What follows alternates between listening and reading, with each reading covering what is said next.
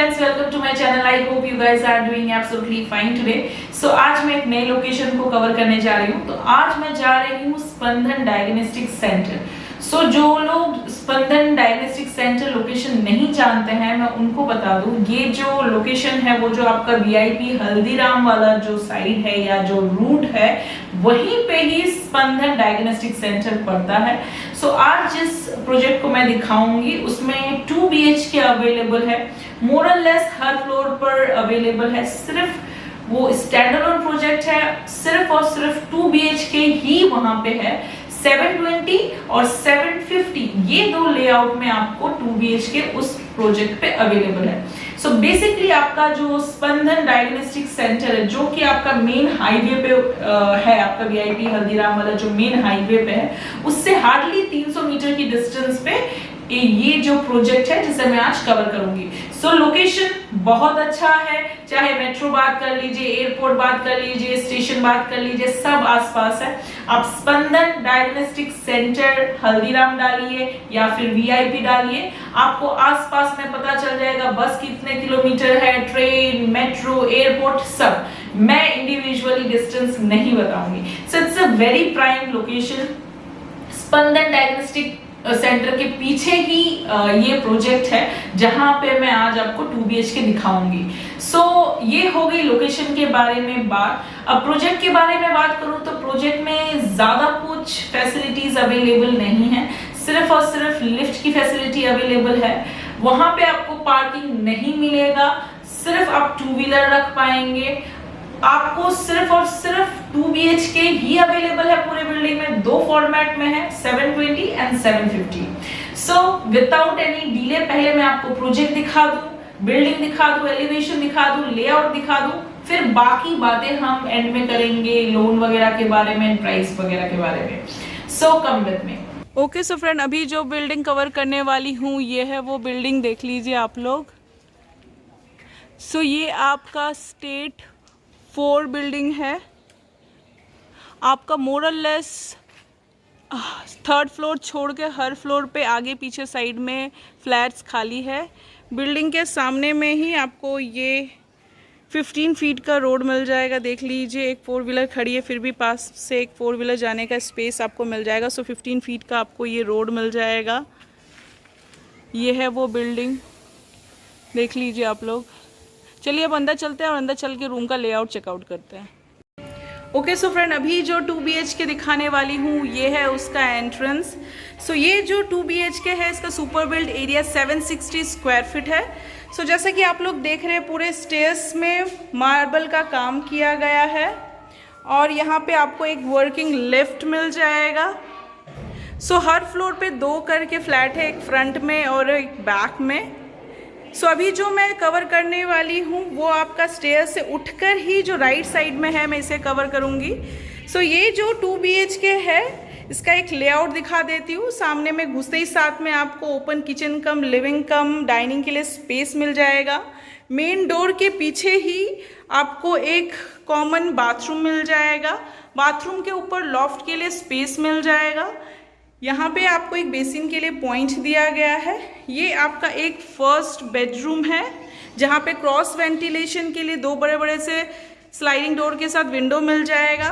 और यहाँ पे आपको एक मास्टर बेडरूम दिया गया है जिस पे अटैच आपको एक बैल्कनी और एक बाथरूम दिया गया है. और क्रॉस वेंटिलेशन के लिए 2 बड़े बड़े से विंडो मिल जाएंगे. यहाँ पे आपको 3 फेस ओपन फ्लैट है. ये आपका तीनों साइड खुला हुआ है, फ्रंट एंड दोनों साइड में. सो ये 3 साइड ओपन फ्लैट है. सो चलिए अभी 1 बाय 1 रूम के साइज देख लेते हैं. सो सबसे पहले जो आपको नोटिस होगा कि मेन डोर पे आपको वाटरप्रूफिंग लेमिनेट के साथ ये मेन डोर दिया गया है.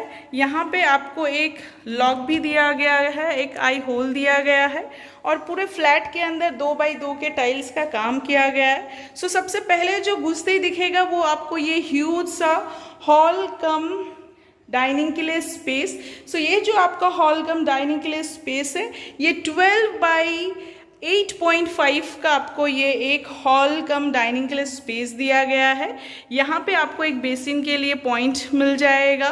हॉल के ऑपोजिट में ही आपको यहाँ पे एक ये ओपन किचन दिया गया है। सो ये जो आपका किचन है ये आपका 6x8 का आपको यहाँ पे ये एक किचन मिल जाएगा। यहाँ पे आपको एक स्टैंडर्ड साइज का सिंक, आरओ के लिए पॉइंट, चिमनी के लिए पॉइंट, रेफ्रिजरेटर के लिए पॉइंट और स्पेस दिया गया है। सो ये आपका 8x6 का आपको यहाँ पे एक किचन दिया गया है, जहाँ पे एक स्लाइडिंग विंडो भी मिल जाएगा आपको। उसके सामने में ही आपको ये हॉल कम डाइनिंग के लिए स्पेस दिया गया है। ये आपका मेन डोर है, ऊपर में एमसीवी पॉइंट दिया गया है। मेन डोर के पीछे ही आपको यहाँ पे एक कॉमन बाथरूम दिया गया है।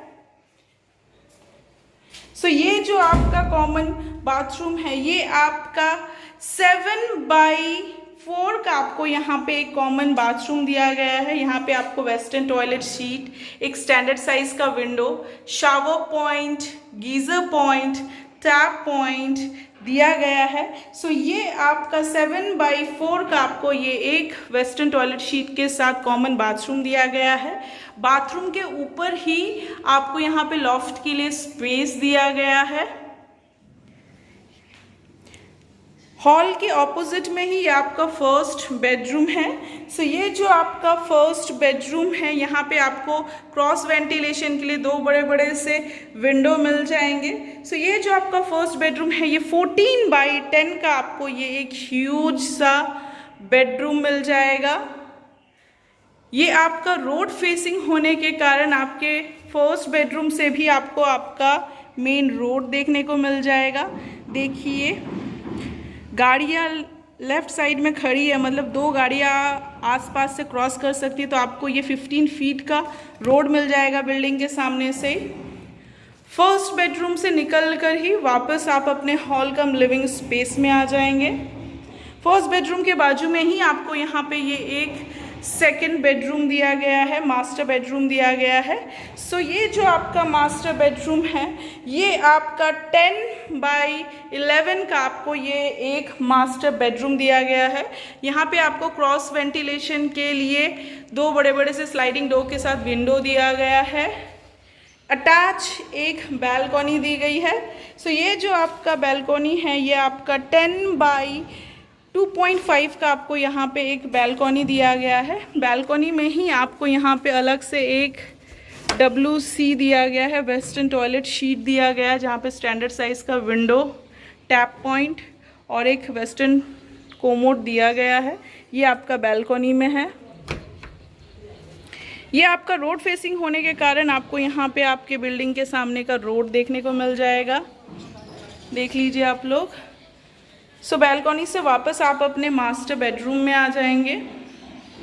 मास्टर बेडरूम में आपको एक टीवी का पॉइंट भी मिल जाएगा। मास्टर बेडरूम से निकल के वापस आप अपने किचन कम डाइनिंग कम हॉल स्पेस में आ जाएंगे। ये आपका मेन एंट्रेंस है। सो एक बार 360 डिग्री देख लीजिए। ये आपका कॉमन बाथरूम, लॉफ्ट के लिए space, first bedroom, master bedroom with attach balcony and bathroom, और ये आपका किचन। सो फ्रेंड, मैंने आपको लोकेशन दिखा दिया, बिल्डिंग दिखा दिया, फ्लैट का लेआउट दिखा दिया।